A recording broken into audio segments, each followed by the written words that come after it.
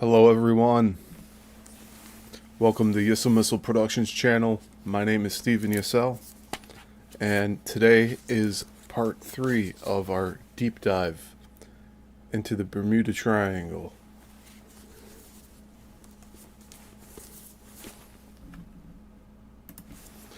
So, I think I got the timing down for OBS. Today we're doing chapter 3, which is titled The Sea of Lost Ships.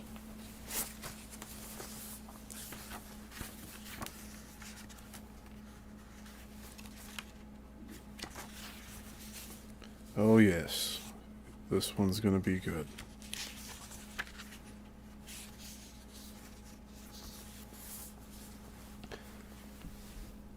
Alright, so I'm going to give everyone a few minutes.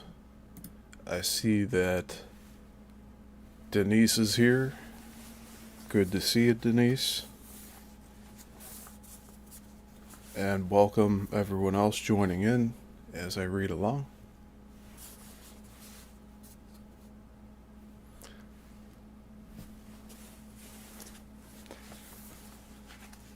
Alright, so I'm going to just start. And again, we're on chapter 3. In the previous shows, we did chapter 1 and chapter 2. We started covering the disappearing planes.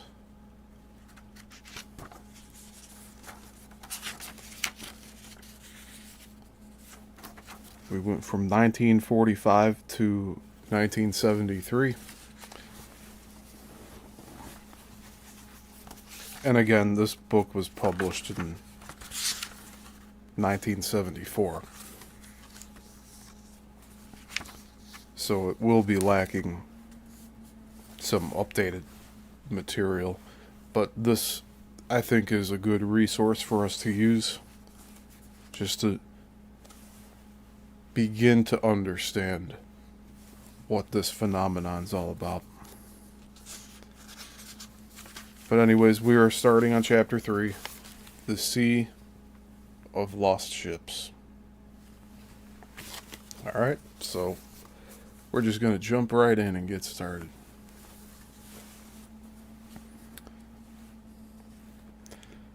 Ship disappearances within the triangle have been principally covered within the region of the Western Atlantic Ocean called the Sargasso Sea, a so-called largely immobile sea named after the seaweed sargassum.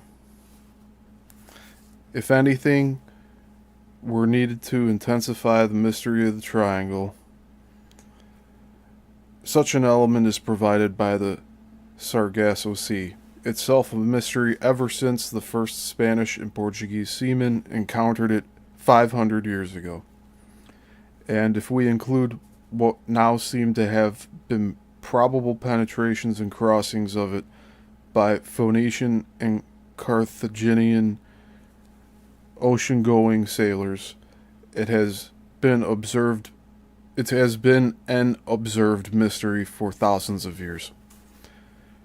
The Sargasso Sea is a huge area of the western North Atlantic characterized by the presence of a kind of floating seaweed sargassum, which, lazily floating either separately or in large masses, marks the boundaries of this sea within an ocean. When Columbus on his first voyage observed so much seaweed, he mistakenly deduced the land. He mistakenly deduced that land was near and was greatly encouraged by it, a sentiment not wholeheartedly shared by his crew. The Seaweed Sea is bounded by the north and by the Gulf Stream as it moves first northeast and then east on the west and south by returning Gulf Stream and the North Equator Current. Although somewhat amorphous, it extends from about 37 degrees north latitude to about 27 degrees south latitude and from 75 degrees west to 40 degrees west. Under the deep waters of the Sargasso Sea lie the Hatteras and Nares abyssal plains, the precipitous Bermuda Rise, numerous mysterious accounts, underwater mountains rising toward the surface but terminating in flat tops as if they had once been islands, and at its eastern limits, part of the North Atlantic Ridge, a tremendous north-south underwater mountain chain in the middle of the Atlantic Ocean, whose highest crests break through the surface of the sea to form the Azores Islands.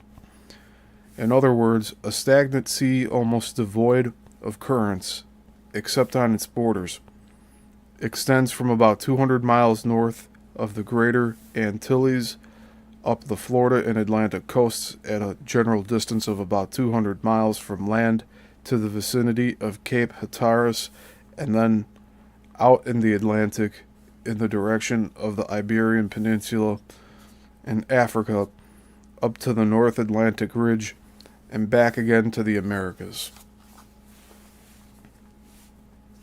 The Sargasso Sea is characterized not only by its omnipresent seaweed, but by its deadly calms, a fact that many have started the picturesque but unnerving legend of Sea of Lost Ships, the Graveyard of Lost Ships, and the Sea of Fear. This sailor's legend told of a great Atlantic surface graveyard containing ships from all the ages of seafaring man, caught and immobilized in the fields of seaweed, although decaying but still manned by skeleton crews, or rather crews of skeletons, compromised of the unfortunates who could not escape and shared the doom of their ships. In this area of death were to be found tramp streamers, yachts, whalers, clippers, packets, brigantines, pirate vessels, and, to make the story better, Spanish treasure galleons. In enthusiastic retelling of these stories, the tellers included other ships that should certainly have rotted away and disappeared by the time of the telling, such as the dragon ships of the Vikings with skeletons still at their oars, Arab sailing galleys, Roman triremes with their great banks of oars, Phoenician trading ships with silver anchors, and even the great ships of lost Atlantis, their bows covered with fitted gold plate, all doomed to rot for centuries in a motionless sea. The first legends about the Sargasso Sea may stem from the Phoenicians and Carthaginians, who possibly crossed it thousands of years ago and made landfalls in the Americas, as indicated by the many Phoenician stone inscriptions in Brazil and some in the United States. Caches of Phoenician coins found first in the Azores, Carthaginian coins later found in Venezuela and the southeast coast of the United States, as well as ancient pictorial representations of what appear to be Semitic visitors in Mexico. The following report from the Carthaginian Admiral Himilco, made in 500 BC, strikes a familiar if somewhat sensational chord in reference to the seaweed fields and lack of winds in the Sargasso Sea. No breeze drives the ship, so dead is the sluggish wind of this idle sea. There is much seaweed among the waves, it holds back the ship like bushes. The sea has no great depth, the surface of the earth is barely covered by a little water. The monsters of the sea move continuously to and fro, and fierce monsters swim among the sluggish and slowly creeping ships. Admiral Hamilco may be pardoned a certain and understandable exaggeration across the vault of time, and besides the Phoenico-Carthaginian ocean travelers were most anxious to discourage other travelers of the time from sailing past the Pillars of Hercules, or Gibraltar, at the entrance to the Mediterranean into the ocean sea beyond. This was primarily to keep to themselves the profitable trade they had with cultures of the Atlantic coasts of Europe and Africa, and perhaps even farther afield. The Carthaginians even had a mandatory death sentence for their sea captains who betrayed their routes or even their presence on the Atlantic, a factor which explains the Carthaginian penchant for sinking all strange ships near or past Gibraltar, or when not strong enough to do so, to escape notice, scuttling their own craft if necessary. Other ancient writers have embroidered on these early reports and have commented on the shoals and shallows in the Atlantic left by the subsidence of the lost continent of Atlantis, as well as the seaweed which enmeshed the oars and stopped the galleys. Like most legends of the Sea of Lost Ships, could have some basis in reality, although embroidered with fantasy and dreams. The Australian Alan Villiers, a lifelong sailor who, when crossing the Sargasso Sea on a sailing ship, actually observed an abandoned ship among the seaweed, points out that, and this is from Wild Ocean, 1957, if a ship were becalmed long enough to use up her stores, she would, quote, eventually grow grass and barnacles until she became virtually unable to sail, end quote. And that tropical borer worms would bore into the sides of the vessel until, quote, a rotted and putrid mess manned by skeletons slipped below the heated surface of the calm sea, end quote.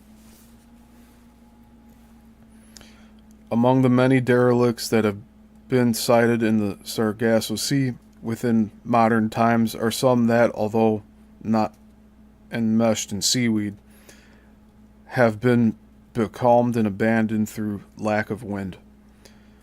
Even the name of the horse latitudes, which traverse the Sargasso Sea, is an indication of the stagnant calm, for when the Spanish galleons were becalmed and the drinking water began to run low, the Spaniards were reluctantly forced to kill and jettison their war horses in order to conserve water.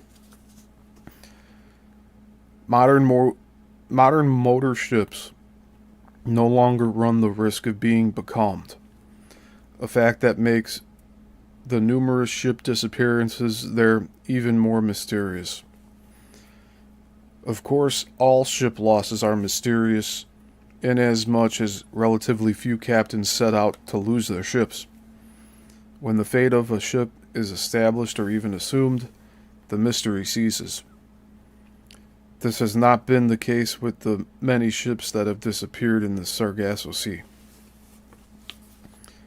In the early recorded days of disappearances in the Sargasso Sea and its bordering Gulf Stream area, many losses were set down to weather or pirates.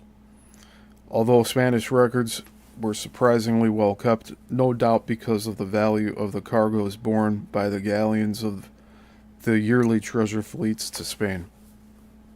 These ships, coming from Mexico, Panama, and what is now Colombia, made a rendezvous at Havana and sailed up the Keys and the Florida Strait, where many of them foundered in hurricanes and deposited their treasures on the sea bottom for the benefit of subsequent generations of divers. Others were sunk without trace by privateers or ordinary pirates.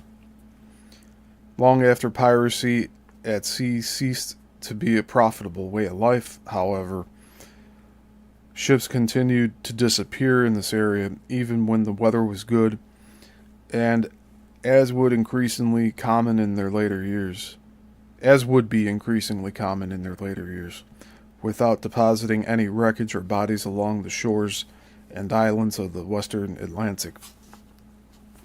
Many of these recorded disappearances concern ships of the United States and other navies, starting with the USS Insurgent in August 1800 with 340 men on board, up to the disaster from unknown causes which overtook the submarine Scorpion with a crew of 99 in May 1968.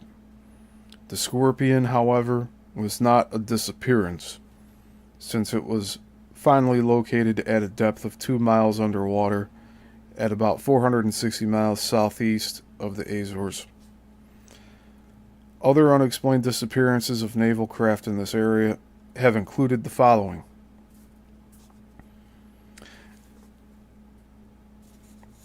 So before I continue, we do have a lithograph. So I am going to show that on camera now,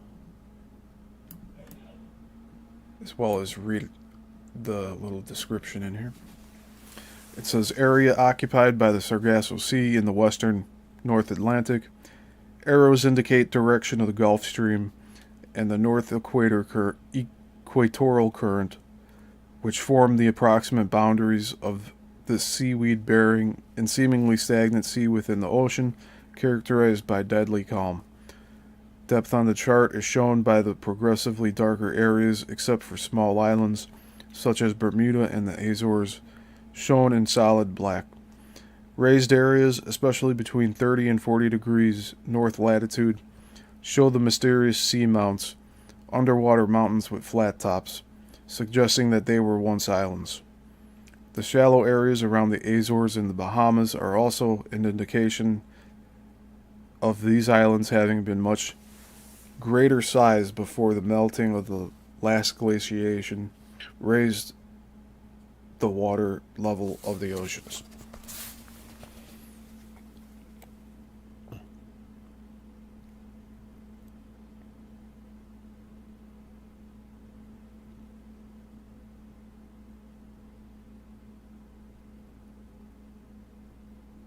So it is showing the depth. It's not a topographical map in any sense, but you could see Florida there.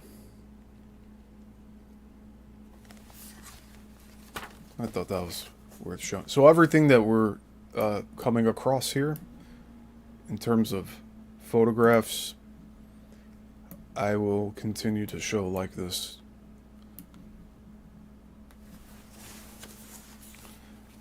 Okay. Time to continue here. Other unexplained disappearances of naval craft in this area have included the following. The USS Pickering disappeared on August 20th, 1800, with a crew of 90 en route to Guadeloupe in the West Indies from Newcastle, Delaware. The USS Wasp, October 9th, 1814, sailing in the Caribbean with a crew of 140. The USS Wildcat, October 28th, 1824, en route from Cuba to Thompson's Island with a crew of 14. HMS Atlanta, January 1880, en route from Bermuda to England with total complement of 290, mostly naval cadets aboard for training. The disappearance of the Atlanta was the occasion for a long sea search by the British Navy. 6 ships from the Channel Fleet were detailed to advance in a line separated one from another by several miles over the area in which the Atlanta was presumed lost. This wide search was to be repeated many times in the future when planes would fly in massive search patterns over the area, almost wingtip to wingtip. The search for the Atlanta continued until early May without success. USS Cyclops, March 4th, 1918.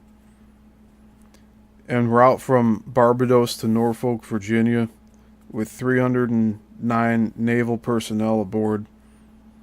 Among the disappearances suffered by the Navy, the Cyclops is the best known and also the most unusual, considering land, sea, and ship-to-ship communications at the time of World War I, as well as because of additional items of coincidence.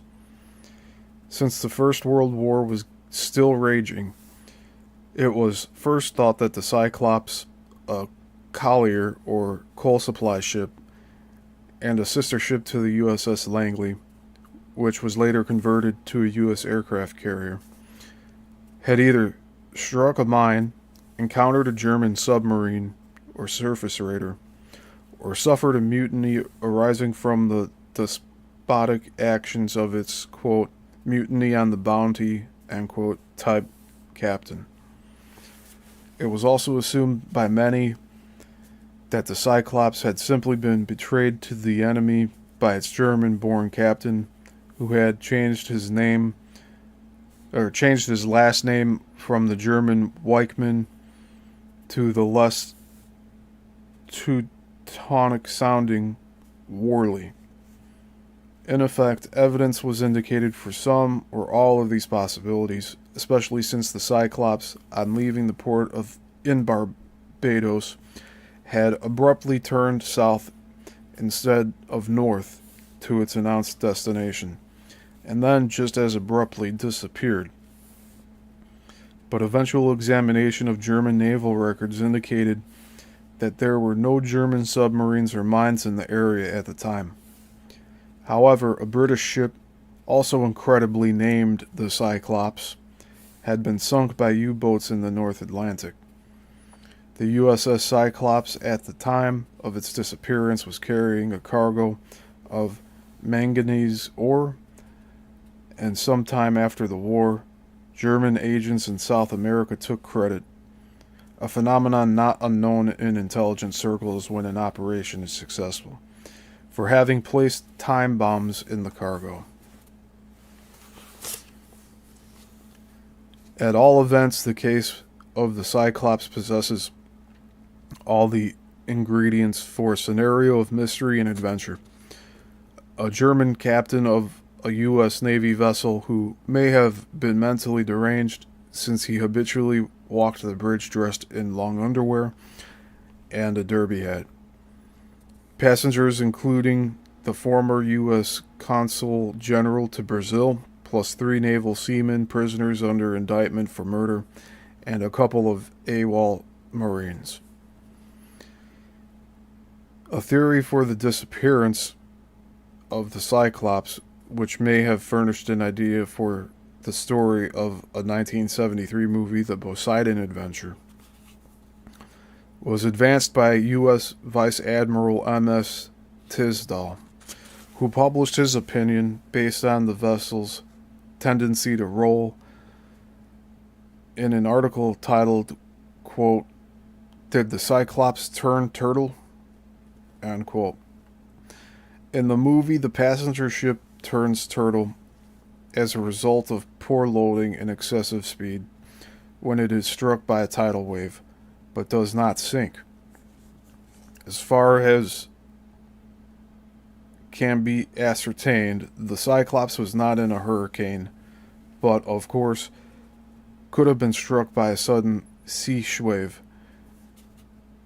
turned over and gone straight to the bottom, pulling down escaping crew members and equipment in her vortex. But the only sure thing known about the Cyclops is that it vanished, and have so many other ships, large and small, within the Bermuda Triangle.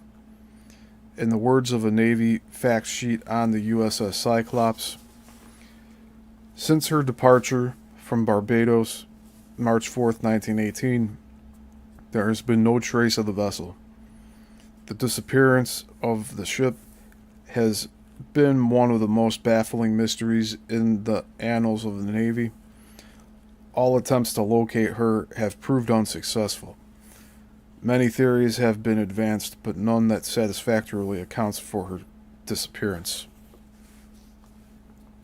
However mysterious its disappearance, the vanishing Cyclops had a noteworthy effect upon future events. It was the factor directly responsible for the establishment of the National Strategic Stockpile, estimated several years after the incident. During prior debates in Congress, the Cyclops, which had disappeared carrying a cargo of manganese necessary for the production of steel used in weapons and armaments, was cited as a prime example of the necessity for a stockpile, since it illustrated that the United States could not depend on sea lanes for the shipment of strategic materials during international conflicts. Among the more recent peacetime disappearances of warships in the vicinity of the Bermuda Triangle, the case of the Brazilian warship Sao Paulo is particularly striking. The Sao Paulo, destined for scrapping and carrying a caretaker crew of only 8, was in tow by 2 ocean-going tugs southwest of the Azores. It suddenly vanished during the night of October 3rd to 4th, 1951. Because of a rough sea, one of the tugs had released its lines during the night of October 3rd. However, with the dawn of October 4th, and with the sudden return of calm to the sea, the cables on the second tug were noted to be broken or severed from the Sao Paulo and went missing.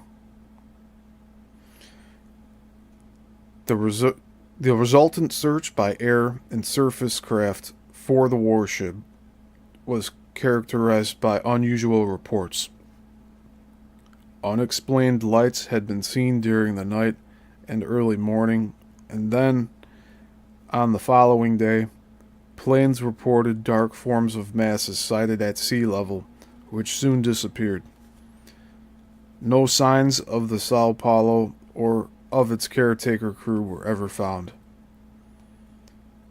Most commentators on the happenings within the Bermuda Triangle are contented to present them simply as an unsolvable mystery, although several of the most pertinacious researchers have considered that the unexplained disappearances of planes, ships, and people are due to intelligent terrestrial or extraterrestrial agencies, a belief shared, perhaps for want of any other logical explanation, by an increasing number of observers. One theory, as suggested by both Ivan Sanderson and Dr. Manson Valentine, presupposes the actions of intelligent beings based beneath the sea, while another, more popular theory, of which John Spencer, himself a member of the U.S. Air Force for 10 years, is a leading exponent, deduces that extraterrestrials periodically visit the Earth and kidnap or space nap men and equipment to ascertain the stage of our technological advancement. They do this not to see if we have advanced far enough, but to ascertain when we are in danger of advancing too far. Although these theories will again be considered in following pages, it is interesting in view of this suggestion of the possibility of an outer or inner space research laboratory to apply this theory to the disappearance of naval vessels and subsequently of aircraft. The spacing of the dates of disappearances, as well as the shift of disappearances from the naval ships to military planes, as well as the variety of ships and pleasure craft that have disappeared, some carrying only people and others with special cargoes, and again some curious incidents connected with these later losses, are apt to give rise, when considered within the framework of this theory, to some rather disquieting thoughts. Among commercial ships, one of the first recorded mysteries in this area concerned the Rosalie, a French ship bound for Havana in 1840. The Rosalie did not, however, disappear. The crew and passengers disappeared instead, leaving the ship unmanned, except for one canary. With her sails set and cargo intact. If this was a case of piracy, whoever caused the crew and passengers to vanish seemed to have greater interest in the living people on board than in the ship or its cargo. And if sudden sickness or plague had caused the loss of passengers and crew there,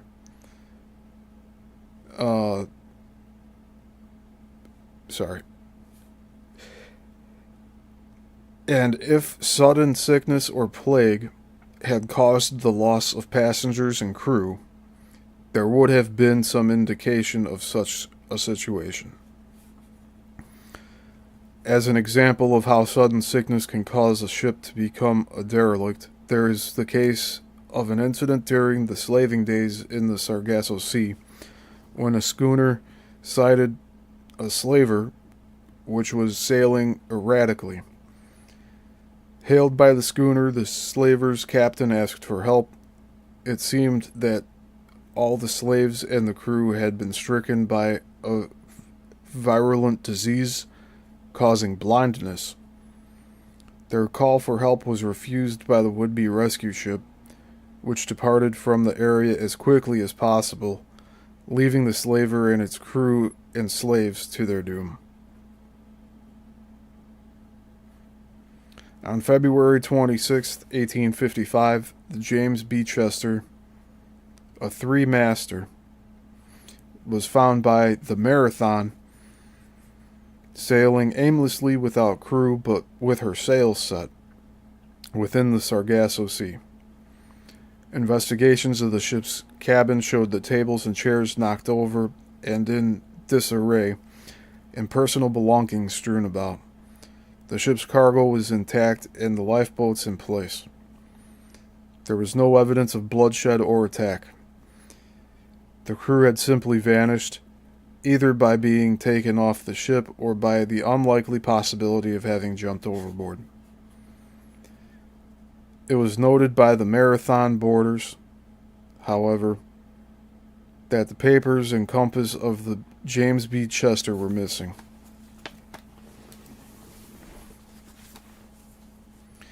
An almost unbelievable incident happened in 1881 to the American schooner Ellen Austin. While sailing west of the Azores, the schooner encountered an abandoned schooner which, upon being boarded, proved to be ship-shape, with sails furled and with rigging intact. The captain of the Ellen Austin took advantage of this windfall by putting a prize crew aboard the derelict. Before the crew could get it underway, however, a sudden squall caused the two ships to break contact, and 2 days passed before the derelict was sighted again. When it was again boarded, it was discovered that the prize crew had vanished, with no indication of what had happened or where they had gone.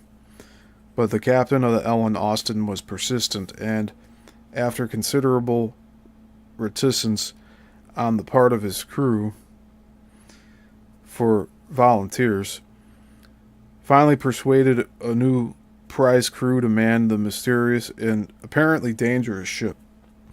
Shortly thereafter, another squall came up. Contact was again lost, and neither the vessel nor the second prize crew was ever seen again. A comparison suggests itself here between the abandoned ship and a trap, with even the sudden squalls fitting into the picture if the whole idea were not so outre. Inexplicably, deserted ships in the Triangle area have appeared on numerous other occasions. The German bark Freya, sailing from Manzanillo, Cuba to ports in Chile in October 1902, was found abandoned and listing, with the pages of the ship's calendar torn off until October 4th.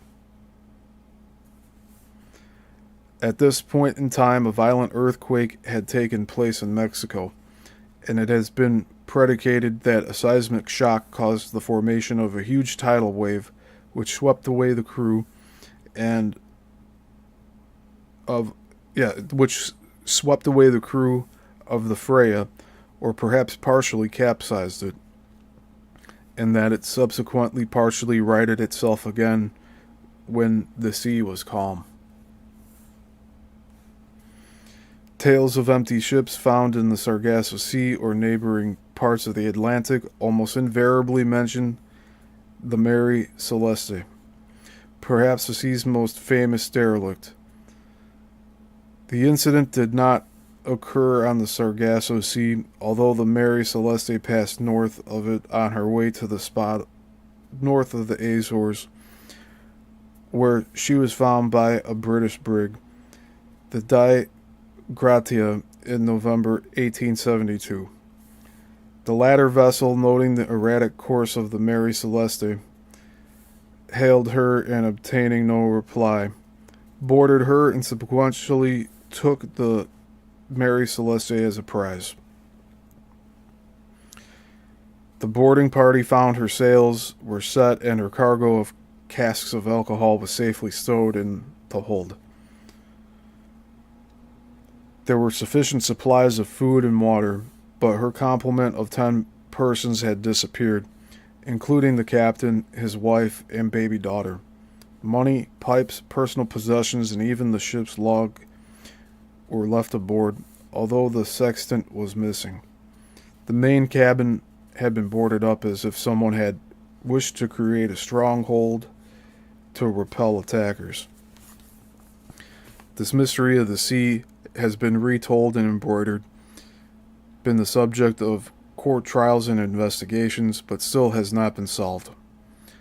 The disappearance of the crew has been variously explained as an attack of pirates, mutiny, and a flight after killing the captain, fear of a cargo about to explode, or sudden knowledge of a contraband and dangerous cargo, an outbreak of plague, or hijacking by supposed friends.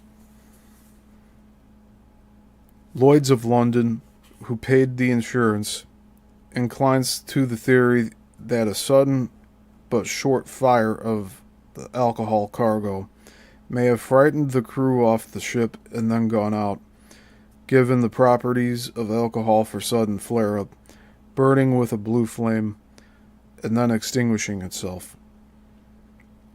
By the time the short flare-up subsided, the crew may have been unable to return to the ship from the lifeboat. Another possible explanation of irrational behavior on the part of the crew might consist in the presence of the ergot in the bread among the ship's stores. Bread tainted with the growth of ergot has affected crews in the past, causing violent madness and death preceded by irrational behavior. A collective insanity brought on by this condition might have induced abandonment of the ship in panic. It may explain some other crew disappearances on ghost ships in various seas of the world.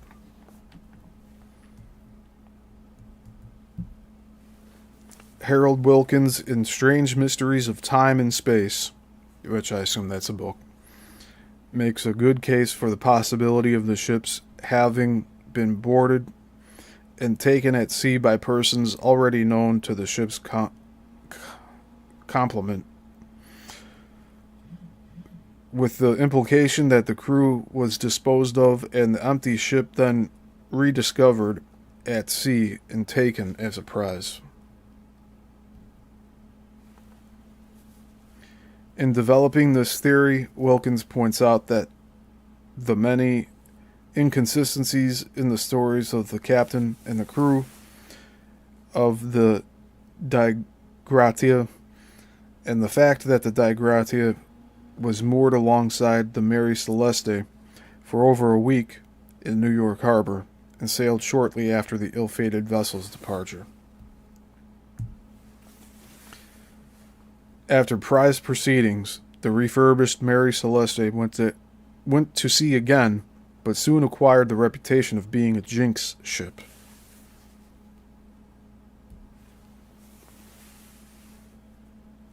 Causing misfortune, destruction, and death among those who sailed on her until her final master, Captain Gilman Parker, after supplying over-generous liquor rations to all hands and above all to himself, deliberately, it is said, sailed the Mary Celeste onto a rocky reef near Haiti, and so ended her unlucky career. Other deserted ships with less indications of what happened to their crews include the Carol Deering, which ran aground in its February 1921,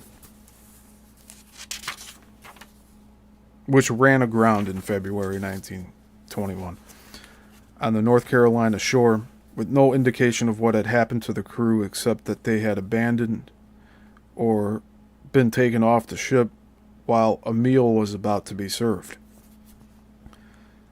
The John and Mary, found deserted in April 1932, 50 miles south of Bermuda. The Gloria Colite, a 125-foot schooner found deserted at sea on February 3rd, 1940. And Rubicon, a Cuban vessel found abandoned except for a hungry dog, off Key Largo, Florida, on October 22nd, 1944. The last entry in her log was for September 26th, and noted that the ship was then in Havana Harbor. Missing lifeboats suggested that the crew had left in a hurry.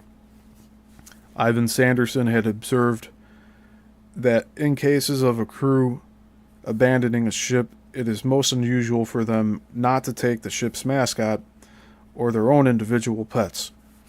It is suggested that the crew was forcibly removed, perhaps by entities who wanted only specimens capable of oral communication. Sanderson further comments that it is noteworthy that while cats, dogs, and canaries have been found on ships from which the crews have disappeared, parrots seem to vanish with the humans. Perhaps one might imagine because coherent or incoherent speech is an easy way to recognize the dominant species of the planet Earth. That's an interesting concept, like the parrots are being abducted along with the people because they can speak, therefore thought of as intelligent by the entities abducting. It's interesting. Crews and passengers have frequently vanished from many smaller boats later found abandoned and adrift, such as the yacht Connemara 4, found 400 miles southwest of Bermuda in September 1955. Empty of passengers and crew, the 60-foot Maple Bank, found drifting north of Bermuda on June 30th, 1969, with no trace of survivors. The Vagabond, a 12-meter owner-operated yacht, found adrift but otherwise ship-shape west of the Azores on July 6, 1969, with no signs of its owner, Captain Wallace P. Williams, or its crew.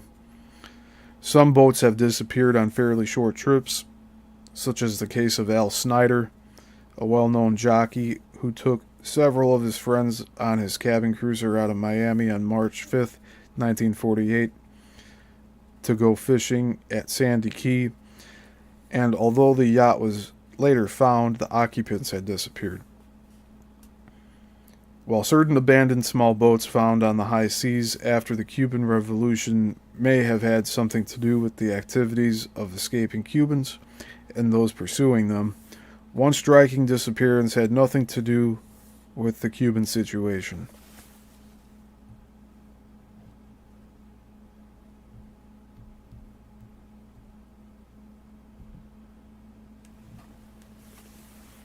The incident of the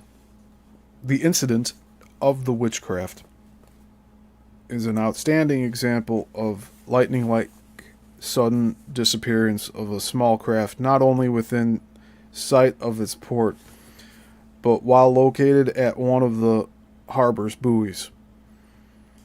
Dan Barak, owner of Witchcraft, which incidentally was reputed to be, quote, unmistakable, end quote, had invited a priest, Father Pat Hogan, to see the Christmas lights of Miami from offshore on Christmas Eve, 1967. They proceeded through calm seas to about 1 mile from the shore and stopped to admire the lights from the vicinity of buoy number 7. At this point, Barak made a single unexpected call for help to the Coast Guard, giving his exact position. It took an alerted Coast Guard vessel only 20 minutes to reach buoy number 7, but when it arrived, there was no sign of the witchcraft. When the search was finally suspended, a Coast Guard spokesman stated, somewhat paradoxically, quote, "We presume they are missing, but not lost at sea," end quote.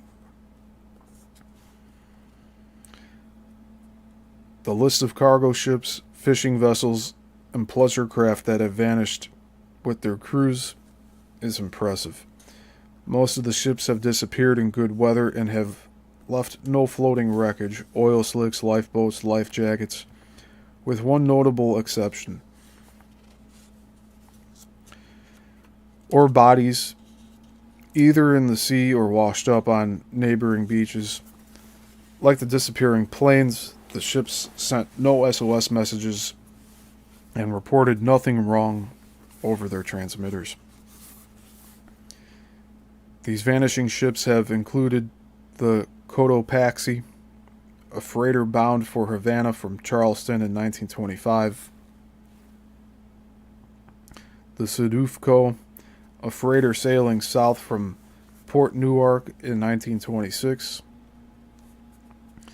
the Stavanger in 1931 with 43 persons on board, which was last located south of Cat Island, and the freighter Anglo-Australian in March 1938 with a crew of 39, which radioed, quote, "all well," end quote, as it passed the Azores on its way west. A spectacular last radio message was received from the Japanese freighter Raifuku Maru, presumably at the time of its disappearance between the Bahamas and Cuba during the winter 1924. The words of the radio message were an unusual call for help. Quote, "Danger like a dagger now. Come quickly. We cannot escape." End quote. Without, however, specifying what the danger was. If the danger was a sudden storm or unexpected waterspout, it would seem normal for a radio officer to give precise information which might later serve to aid rescue operations, rather than to indulge in imaginative comparisons, however striking. Lost ships to the Atlantic during the war years had varied and sufficient reasons, including submarines, mines, bombs, and sabotage, to be lost without trace. But considerably after the war, large ships continued to disappear within the Bermuda Triangle area. The freighter Sandra, bound for the Puerto Cabello from Savannah in June 1950, carrying a cargo of insecticide, passed by St. Augustine, Florida, in good weather and thereafter all contact was lost and never reestablished. It is of interest in the case of the SS Sandra and the others that most of the American ships lost have disappeared in sight of land. Farther south, the Snowboy, a fishing vessel with 40 persons on board, was lost without trace or explanation in 1963 between Kingston, Jamaica, and Northeast Cape. Among the many pleasure boats reported as missing without trace within the area, perhaps an average of one per month, the case of the Revenant, a 46-foot racing yacht which had won prizes in the Newport Bermuda race, which disappeared during a short cruise between Key West and Fort Lauderdale between Christmas and New Year of 1967, a fatal time as we have seen before for disappearances, caused peculiar comment for several reasons. In the first place, the yacht was designed for racing in all weather. Secondly, Captain Conover, the name Revanok was Conover spelled backward. Skipper and owner was an excellent sailor and Commodore for the Cruising Club of America, quote, too good a sailor, end quote, to risk an accident on such a relatively short cruise. In any case, since he was sailing so close to land, some vestige of the yacht would have been found along the shore had it struck a reef. In an attempt to give some logic for the Revanok's disappearance, the then yachting editor of the New York Herald Tribune suggested the possibility that a freighter, known to be in the area at the time, had simply run over the yacht at night, sending it and its crew to the bottom without notice or trace. More than half a century before Conover's disappearance on the Revanok, another well-known sailor, Joshua Slocum, the first man to circumnavigate the world solo, undertook a voyage in 1909 on his 37-foot yawl, the Spray. He was reported to have entered the Triangle area, sailing south from Miami, and shortly afterward he and the Spray disappeared forever. The disappearance of small and medium-sized craft within the Triangle is no doubt due to many cases to weather conditions, especially in the winter, when they become even more unpredictable than usual when the cold Arctic air masses meet the warm air from the tropics. This could have been the case with the schooner Windfall, 56 feet, disappeared off Bermuda in 1962. The 55-foot Evangeline, en route from Miami to the Bahamas, 1962. The 58-foot Enchantress disappeared en route from Charleston to St. Thomas, 1946. And the 36-foot Ketch Dancing Feather disappeared between Nassau and North Carolina in 1964, all of which occurred in winter months when large waves, whipped up by unexpected storms, could have caused a small craft to founder even before a radio message could be sent. But this, of course, would not explain the disappearance of ships in relatively calm waters, or the several occasions when large freighters or Navy ships have disappeared without a trace.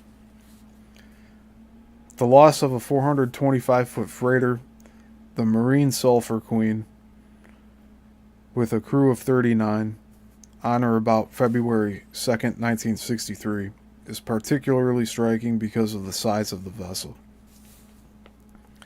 It was bound for Norfolk, Virginia, from Beaumont, Texas, with a cargo of 15,000 long tons of molten sulfur carried in steel tanks. The weather was good, The ship was last heard of from a point near Dry Tortugas in the Gulf of Mexico, an area in or near the triangle according to its somewhat elastic boundaries. Paradoxically, the vessel was first missed not by its owners but by a brokerage house because of a chain of unusual circumstances. One of the seamen on the Marine Sulphur Queen had been speculating in the stock market, specifically in wheat futures, a pastime that normally requires rather close contact with one's broker, and had placed a buy order before the ship left port. The brokerage house had executed the order and had cabled him confirmation. When no response was received, the brokerage house informed the ship's owners that they could not reach the vessel. The first indication that all was not well, and the incident that initiated the unsuccessful search for the Marine Sulphur Queen, launched by the Coast Guard on February 6th. Its planes and ships ranged from the Virginia Capes to the eastern part of the Gulf of Mexico. Although the search was discontinued on February 15th, 5 days later, the Navy reported finding a life jacket from the Marine Sulphur Queen 15 miles out at sea, south of Key West. This initiated a new hunt, which found only another life jacket. A subsequent investigation dealt with a wide range of possibilities: explosion of the sulfur, capsizing, hitting a mine, or even capture and confiscation by Cubans or Cuban sympathizers. A Marine Board of Investigation noted that the Marine Sulphur Queen had, quote, disappeared at sea without the transmission of a radio distress message, end quote, but offered neither solution nor theory concerning this disaster. Stories about the Bermuda Triangle were once more revived when the atomic submarine USS Scorpion, carrying a crew of 99, failed to return to its home port in Norfolk, Virginia on May 28, 1968. It had sent its last routine message back to its base on May 21st from 250 miles west of the Azores. On June 5th, it was presumed lost, but several months later, a naval oceanographic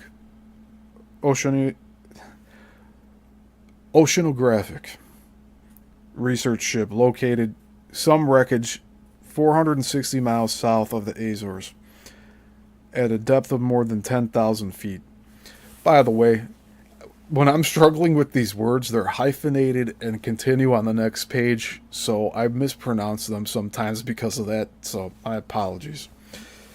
Let's continue. As underwater photographs seem to have established the identity of the Scorpion, it cannot be said to have vanished, although the reason for its loss on the edge of the Sargasso Sea cannot be ascertained. If there is, as some investigators of the Bermuda Triangle phenomenon have suggested, an intelligence-directed reason behind many of the disappearances or near disappearances, the loss of survival of several atomic submarines in the western Atlantic suggests wider possibilities than equipment malfunction. If the area of disappearing ships is projected into the Gulf of Mexico, as John Spencer suggests, a 1966 disappearance of a vessel there would also be considered, especially in view of the later to-be-discussed escape from whatever menace ships and planes are facing in this area.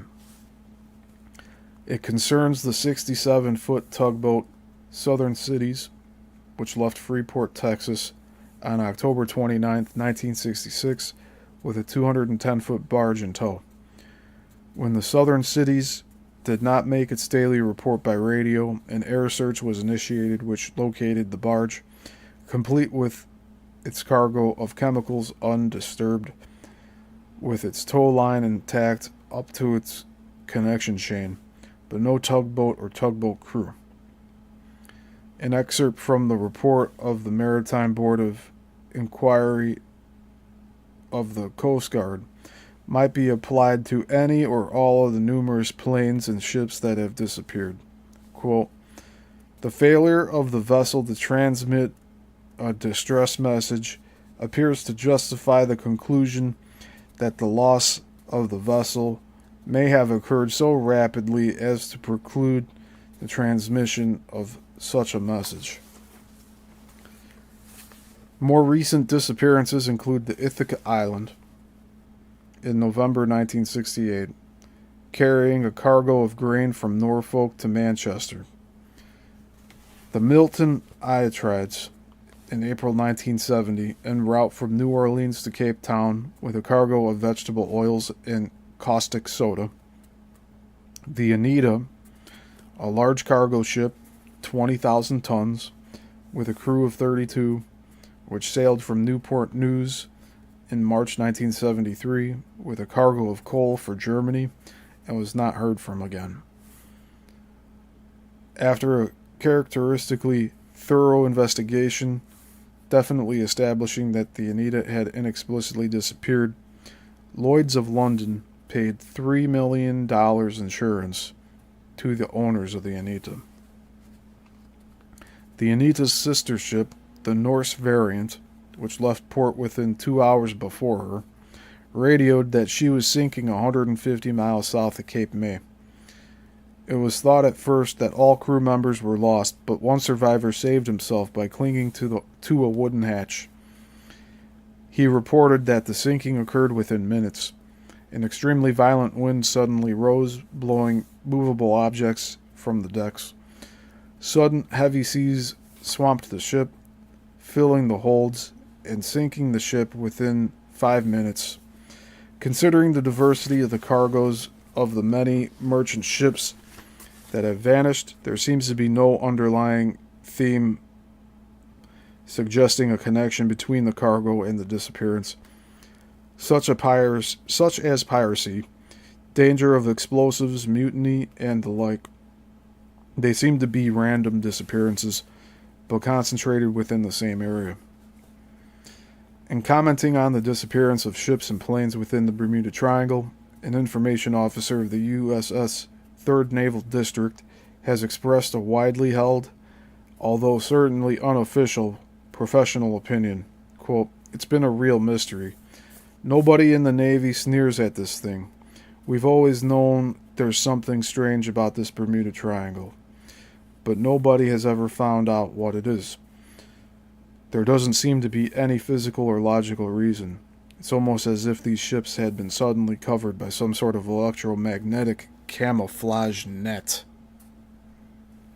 End quote.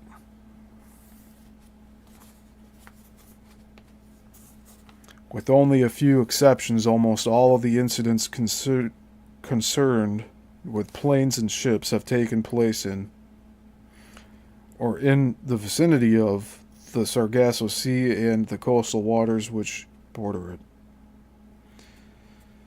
Ivan Sanderson, while warning about concentrating area research on any glaring incident, comments on the aggravating aspects of the fact that the position of the Sargasso Sea just about coincides with the fact that, quote, most of the disappearances of the planes and most of the ships of old had occurred in this mysterious lozenge-shaped area.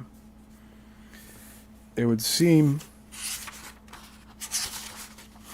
to be an ironic coincidence that this area, feared from ancient times and legends that existed long before it was officially discovered, and later feared for hundreds of years as a sea of doom, should conserve its sinister aura and much of its mystery right into the space age, uniting in wonder individuals who might be termed the opposite ends of an exploration spectrum, Columbus and the astronauts of Apollo 12. Columbus, on board the Santa Maria, was the first observer to have on record that, or was the first observer we have on record to notice the unexplained glowing of the area. The luminous white water of the Bahamas, near the western edges of the Sargasso Sea, which he saw on his voyage on October 11th, 1492, 2 hours after sunset, while the astronauts noted these same luminous streaks or flumes in the water as the last lights visible to them from the Earth. This phenomenon has been variously supposed to be the marl stirred up by bonefish, banks of fish, or other organic matter.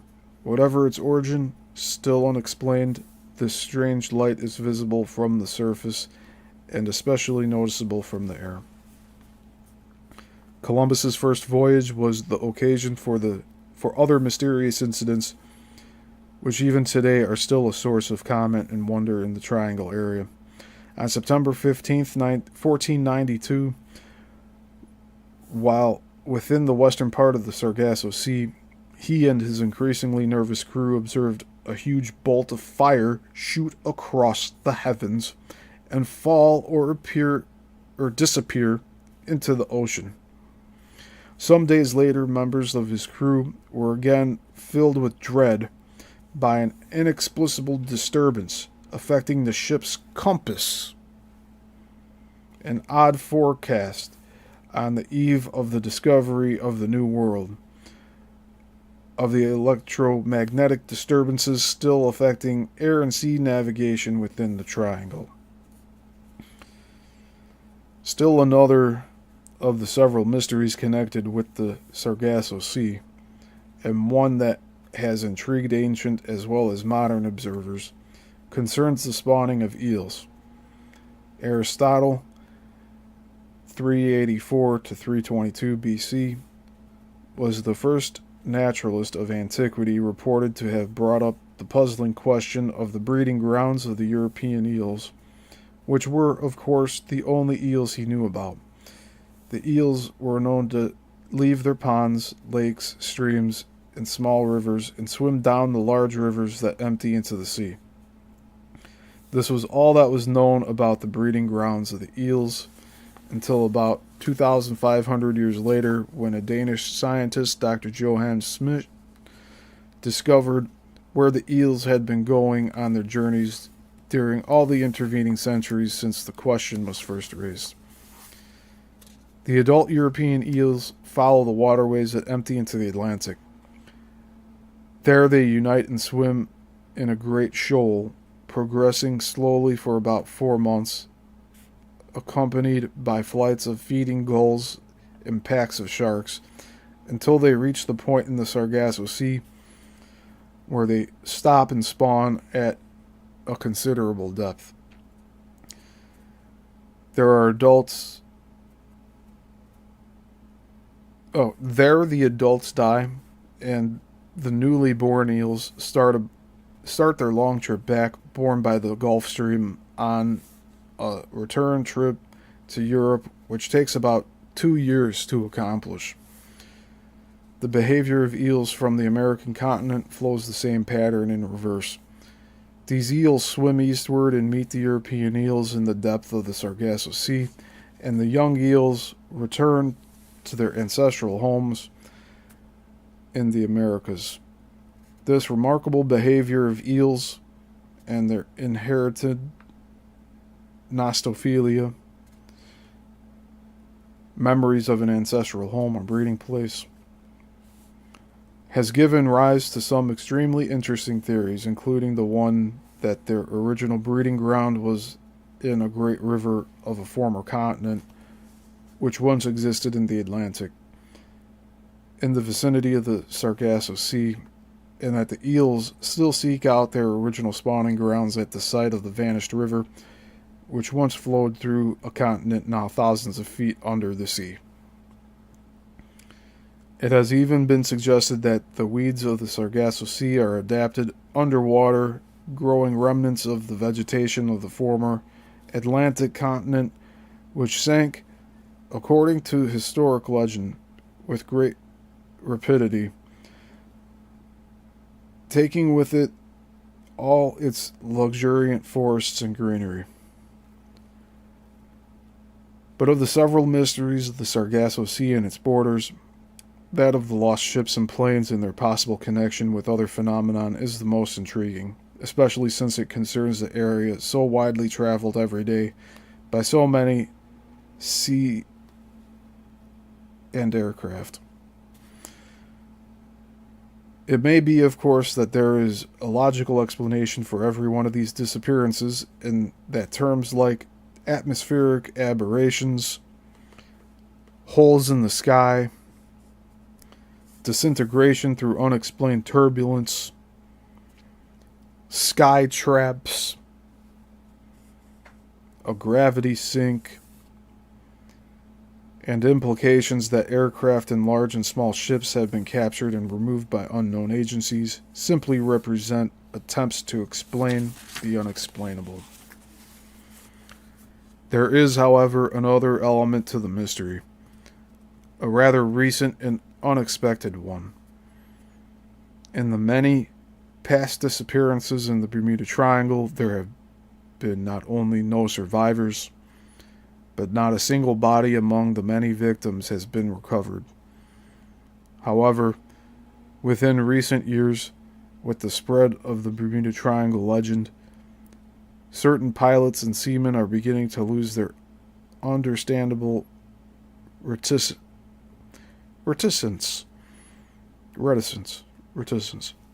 to discuss the unusual and to tell of escapes that they personally have had from forces operating within the Bermuda Triangle. A consideration of some of these accounts indicates a possible pattern which may explain how, if not why, some of these losses have occurred. And that is the end of chapter 3. So, that is all for today. Next week we will be reading chapter 4, titled Some Who Escaped. And, I may start adding the chapter titles if it can fit on the titles here. But, yes, I think this is very interesting, considering there are captain logs of ships and flight logs of planes, and that all of that record keeping is officialized, going back hundreds, if not thousands of years. And here we have just a handful of the very unusual accounts that have happened in this area of the world. So, thanks for being here with me today. I really hope that this consistency will bring in more live viewers. I will be here every Thursday at 4:30, reading from this book. There will be a new series that I'm starting on Saturday at 11 a.m. Central Standard Time. We'll be reading from Flickering Empire. And the general topic of that deep dive is 1900s Chicago film industry. And as I move along here with this Bermuda Triangle deep dive, I will be pulling from different things. I think you'll start to see that element in my Coral Castle series on Tuesdays, since we're getting to the end of the pamphlets. If I do any further shows after that, which I probably will, it will be my personal collections of different things I've found, and not just direct reading from a book, but I know you all enjoy the reading, so I will continue to do that. And if you have any questions, if you have any suggestions, please leave a comment and let me know, or email me directly.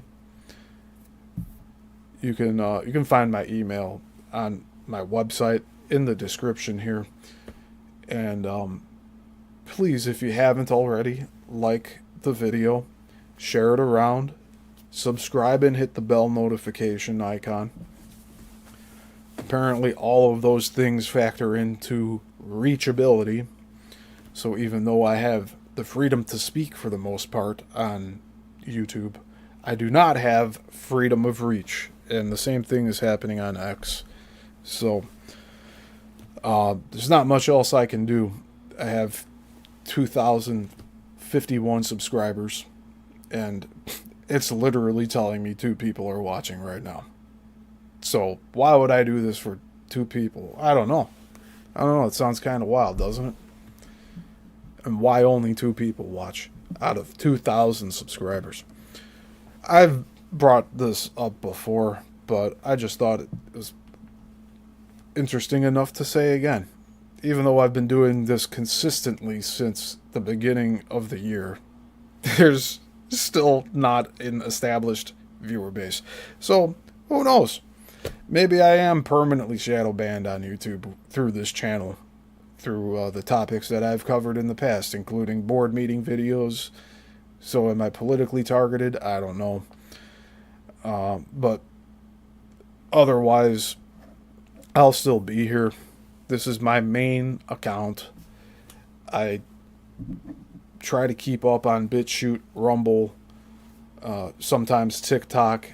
I need to get the Instagram updated again, although that's mostly Reels. But for the most part, this is going to be it for today. I'm glad we kept it under an hour and 30 minutes. So we'll just continue rolling on. Next week, we'll be on Chapter 4 of the Bermuda Triangle book by Charles Berlitz.